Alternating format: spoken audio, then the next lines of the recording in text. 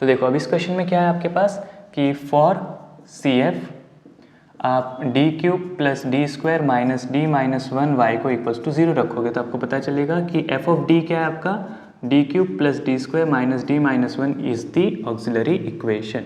यह आपकी auxiliary equation है। तो जो भी आपकी ऑक्सिलरी इक्वेशन होती है आपका काम क्या होता है, let that be equals to 0। So D cube plus D square minus D minus one equals to 0।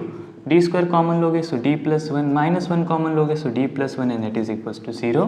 So D plus one D square minus one equals to 0। So D plus one D minus one D plus one equals to, देखो D plus one as it is और ये जो D square minus one था A square minus B square A minus B A plus B. बड़ी simple सी चीज़ें, आप वैसे भी कॉलेज में हो आपको ये सब आता ही होगा, ऐसा मैं मानता हूँ। हाँ वैसे आना चाहिए। चलो तो यहाँ पे d की वैल्यू क्या हो जाएगी 1, देखो इससे 1 आ गई और इन दोनों से क्या हो जाएगी -1 और -1। तो आपके m1 की वैल्यू है ये 1 और m2 और m3 आपस में सेम हो चुके हैं -1। तो आपका CF क्या आएगा C1 e raise to x इसकी वजह से, और क्योंकि रूट्स रिपीट कर रहे हैं तो C2 plus C3x e raise to -x। ये आ चुके हैं आपके CF यानी कॉम्प्लीमेंट्री फंक्शन की वैल्यू। क्लियर। अब इसके पर्टिकुलर इंटीग्रल पे मूव ऑन करते हैं। पर्टिकुलर इंटीग्रल के लिए आपको देख सकते हो कि फंक्शन ऑफ x किस पर्टिकुलर फॉर्म में cos 2x। तो कंटिन्यू करते हैं। हमें ना काम करेंगे कि लास्ट में जैसे हमारे सारे पर्टिकुलर कैसे हो जाए तो लास्ट में मिक्स्ड क्वेश्चंस भी होते हैं इसके, जिसमें सब पी आई आते हैं, वो हम देखेंगे, वो उसमें मजा आएगा। अभी आपको पता है कि यही टॉपिक चल रहा है तो यही आ गया, तो आपके माइंड में कॉन्स्टेंटली वो आपको चीज़ एक्टिव है कि क्या करना है। कभी क्या होता है कि आप सब प्रैक्टिस कर लो, मिक्स्ड क्वेश्चन आ जाए कि आ गया है सॉल्व करने, तो उस टाइम पे थोड़ी ऐसी क्या ब्लैंक हो जाते हैं 2 सेकंड के लिए, लेकिन हाँ आ जाता है। जितनी आपकी प्रैक्टिस होगी उतना जल्दी आपको समझ में आ जाए।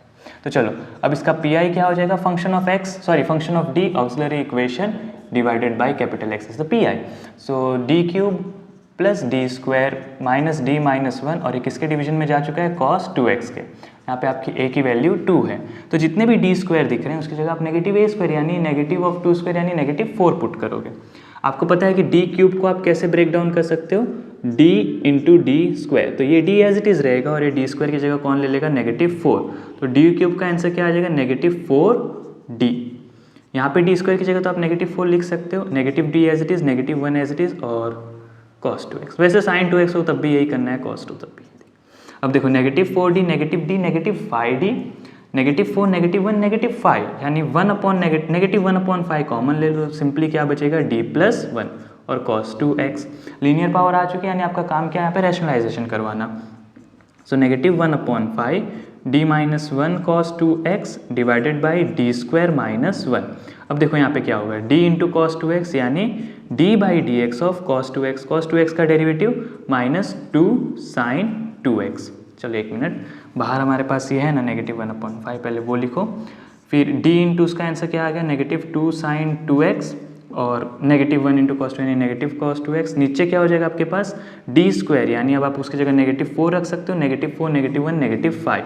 अब देखो इन दोनों में से नेगेटिव कॉमन, एक नेगेटिव ये रहा, एक नेगेटिव ये रहा, कितने नेगेटिव मल्टीप्लाई हो रहे हैं 3 नेगेटिव, यानी आपके आंसर में एक नेगेटिव तो रह ही जाएगा, -1/5 5 25 और अंदर क्या बचा 2 sin 2x plus cos 2x। Done, ये आ चुका है आपका पी आई। जैसे आपके पी आई में से आपका ये डी ऑपरेटर हट गया, कांस्टेंट वेरिएबल्स नंबर्स आ गए, तो डन हो गया P I solve.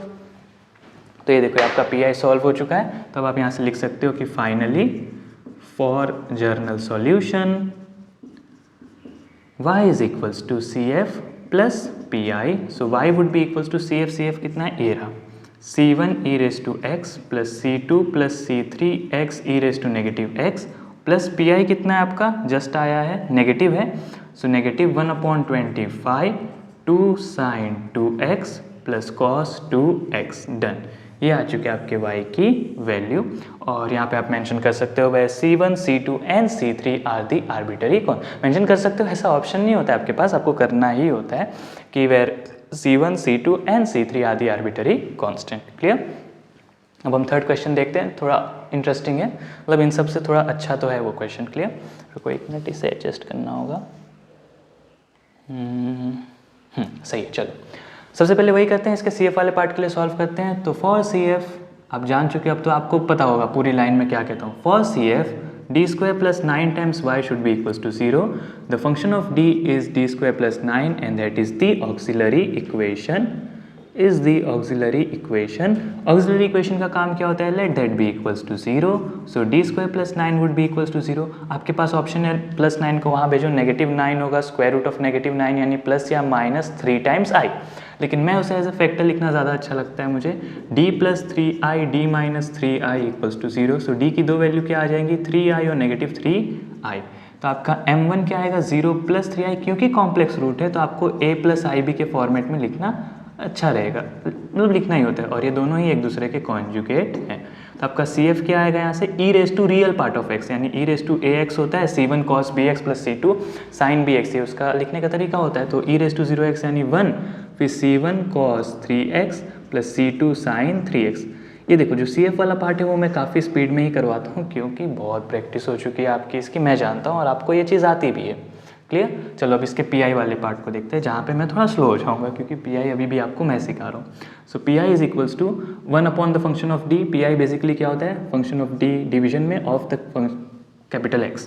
So 1/d² + 9 और multiplied by cos 2x + sin 2x। देखो दो चीज़ें हैं अलग अलग, तो आप बेसिकली क्या कर सकते हो, इस चीज़ को दोनों के साथ ओपन कर देना है आपको एज अ ब्रैकेट। तो क्या आएगा, 1/d² + 9 cos 2x + 1/d² + 9 sin 2x।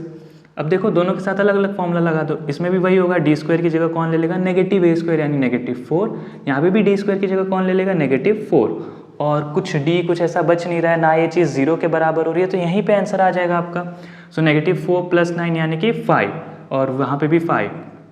आप चाहो तो 5 को कॉमन ले लो, तो अंदर क्या बचेगा, cos 2x + sin 2x। Done. ये तो काफ़ी सिंपल था, ठीक है। तो आपका PI यहाँ पे आ चुका है, तो आप इन दोनों को कंबाइन करके लिख सकते हो। रिफ्लेक्शन तो आ रही है लेकिन यहाँ पे नहीं आ रही है। आप लिख सकते हो कि finally for general solution y is equals to CF + PI। So y की वैल्यू क्या आ जाएगी, CF कितना है आपका, c1 cos 3x + c2 sin 3x, और PI कितना आ गया आपका, +1/5 cos 2x + sin 2x। Done. और जहाँ पे आपको ये मेंशन कर ही देना है कंपलसरी कि where C1 and C2 are the arbitrary constant, ठीक है। आपको यहाँ पे मेंशन कर देना होता है कि where C1 and C2 are the arbitrary constant. ऐसे एरो नहीं करना होता है, मैं आपको बताता हूँ कैसे लिखना होता है, where C1 and C2 are the arbitrary constant. ये एक छोटा सा स्टेटमेंट आपको लिखना होता है।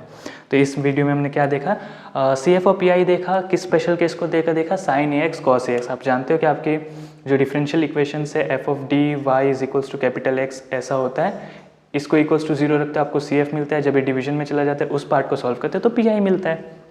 तभी हम जो सीख रहे हैं वो ये है कि आपका जो फंक्शन ऑफ x है वो किस पर्टिकुलर फॉर्म का है, sin AX और cos AX।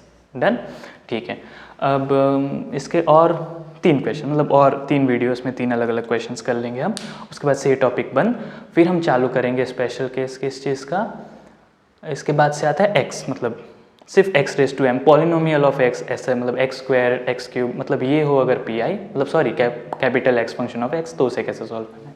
क्लियर, ठीक है। इसके 3 क्वेश्चन और करते हैं, फिर तो ये टॉपिक आपको 100% क्लियर हो जाएगा, इतना तो कॉन्फिडेंस है मुझे आप पे, ठीक है। चलो।